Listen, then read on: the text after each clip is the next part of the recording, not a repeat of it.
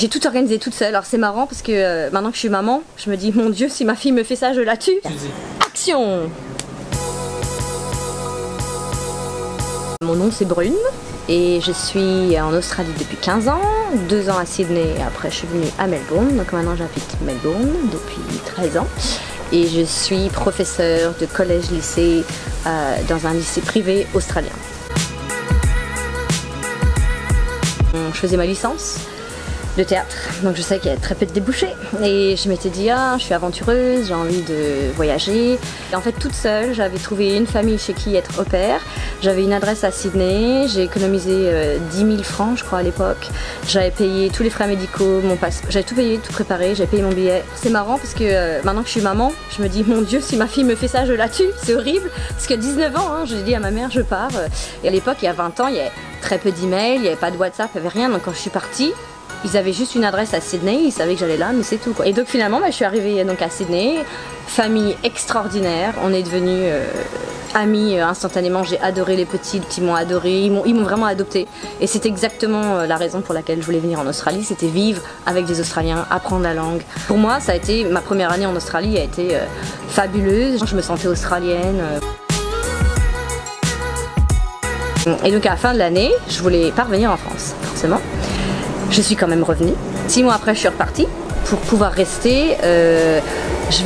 Pourquoi ne pas revenir à l'université, mais en Australie? Parce que j'avais juste fait un break après ma licence. J'ai organisé mon déménagement à Melbourne, où j'ai repris mes études en faisant un master de théâtre, qui n'a aucun débouché. Pendant 18 mois, au moins, j'avais un visa touriste, enfin étudiant, pardon. Et à la fin de mon master, je fais un spectacle et paf! Monsieur Paul va voir mon spectacle où il n'y a que moi et un autre acteur, donc il n'y a pas trop le choix. Et donc il flash sur l'unique actrice du spectacle. Et du coup, j'avais déjà dans mon idée de vouloir rester en Australie. Mais là, il y avait une histoire de cœur qui rajoutait un petit peu de complications dans ma vie.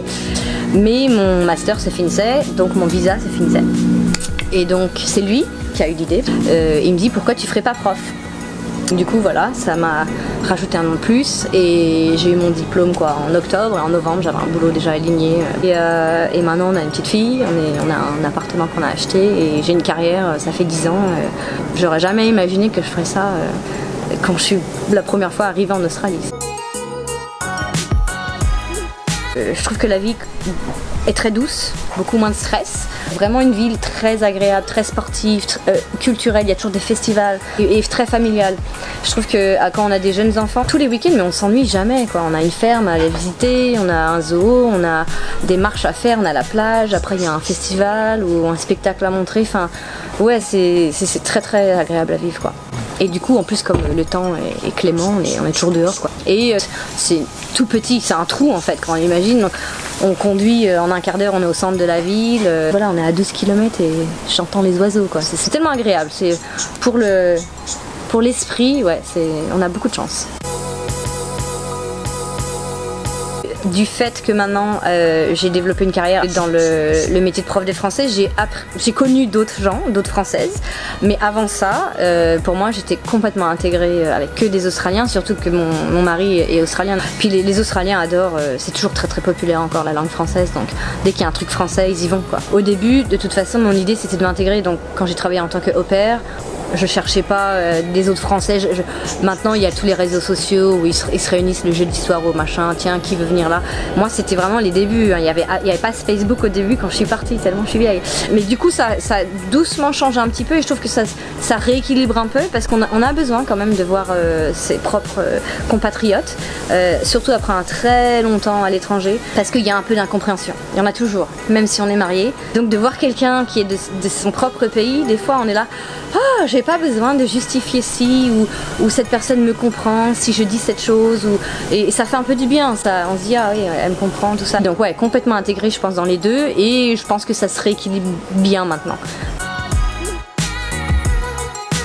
Elle est très vivante, que j'avais pas réalisé au début, dû au fait qu'il n'y avait pas de réseaux sociaux. Et en fait, je pense que les réseaux sociaux, ça a vraiment aussi fait qu'on s'est tous retrouvés. Il y a les familles françaises à Melbourne, donc du coup on commence à connaître tous les gens. Et quand on est là depuis longtemps, on commence à interagir avec les gens qui sont là depuis du même temps en fait. Parce qu'on est tous dans un état d'esprit différent. Ceux qui sont expats, c'est les expats, très différents, ils sont là temporairement, ils sont encore français, ils sont pas vraiment là pour s'intégrer, tout ça, donc on voit, c'est eux.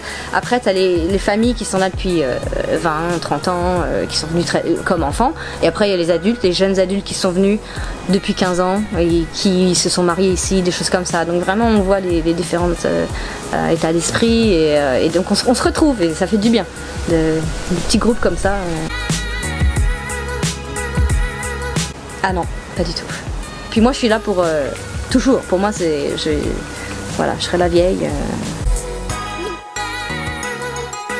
Point négatif vraiment de Melbourne en détail, le transport.